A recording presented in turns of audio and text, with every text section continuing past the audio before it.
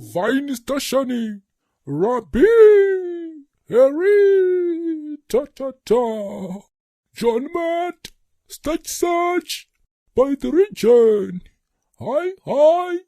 Andiriya. Ndinzwewo mam. Handicheme nandokana taungana. Nadzoya amai. Munhu waMwari ndinokumbirawo kuti munyatsotsanangura kuti muri kurevei. Amai. Regai kandipatsanure ndichiti nematambudziko. Amai ndiri kuona makuva mana amai. Harry, ta-ta-ta. Vinage, signage, marriage. Zvakanaka mambo. Amai ndiri kuona chiga cherufu. Madzibaba ndokumbirawo kundiso. Jesu mwanakomana waMwari, murumbwana anoera. Akabayiwa mhiri kwamakungu asina mhosva yakapara. Hazvina mhosva Eriya. Hazvina mhosva Beriya. Kuda kwenyu ngakuitwe. Amai, mudzinzara munoberekwaka. Ndiri kuona mune ushereketwa hukuru hwakaitwa imomomo. Muri kundinzwa here amai? Hongu ndiri kuzviwa madzibaba. Kose muchidera muchita semusingade nhaye amai. Manje mukada kudaro ndinozvisiya izvi. Amai ndiri kuona mukati medzinzara makaberekwaka. Muine urombwa hukuru hwakaitwa imomomo mugore ra1947. Maivepiko nhaye amai?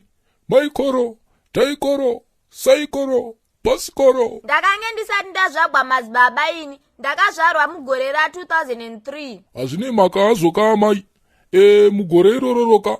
Ndiri kuona tingangoti sekuru venyuka. Vachipinda mukati membe yen'angaka.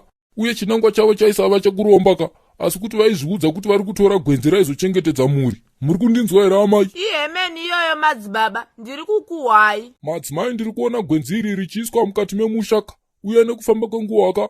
Ndiri kuona gwenzi iri ndiro rasakisa kuti zvinhu zviite manyama amire nerongoka. Amai ndaona before October ka. Kwachemiwa kurudzi rwekwamunobva uku. Maikoro! Ndokumbirawo kundiso madzibaba. Murandakadzi pane nhau dziripo pano. Mune jambwa amai. Kudzinza kwamunobva ka kune nyaya dziriko.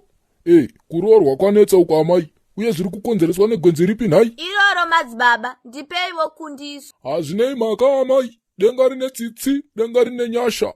Saka imi amaika, muri kufanira kuitirwa munamato wekuti mubvise hanzu dzose amai.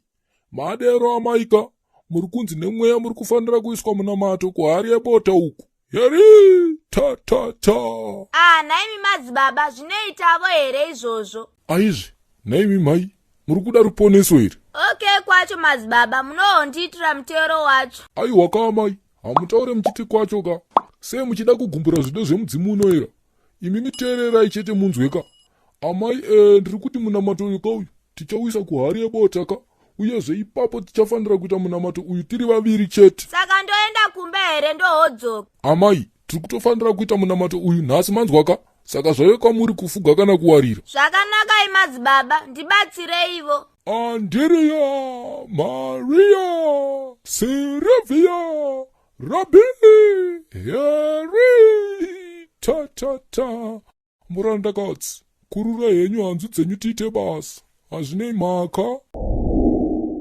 Yesaya yapindira wereshende ngwele emulonyeni kufukafa kufakana kufenda. Inini manje ndirikwa nditi ndakakuudza here kuti ndiri milioneya ende mamiriyoni angu kakahenga mumhepo maiziya. Varume, ndauya nenhau yangu iri siriyasi ka. Tisu mabrand ambassador manyama. Kune vanoda kuitirwa maport clearance ka. Zvinhu zvinouya neshipi zvisvikira kuDurban kana kuti kuBeera ka. Saka bata isusu veBS Freight Logistics ka. Tisu tine chimuti mazuwano maiziya. We do port clearance ka yema-normal load ka nema-abnormal load.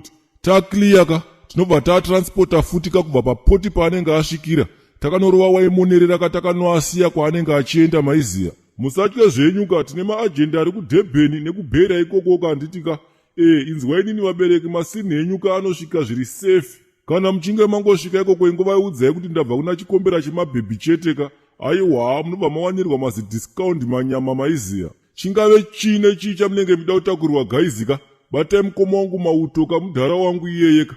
Namba dzake ndo idzo dzandaisa pascreen apo idzo. Kana muchida kunzwa zvizere ka gaizi rangu, ingoendai ka pamaofisi edu isusu ka panamba 69 Enterprise Road muHarare umu. Vanokuudzai zvizere nemashandiro atinoita handitika. Hezve varungu ndokuti tioneka. Yesaya.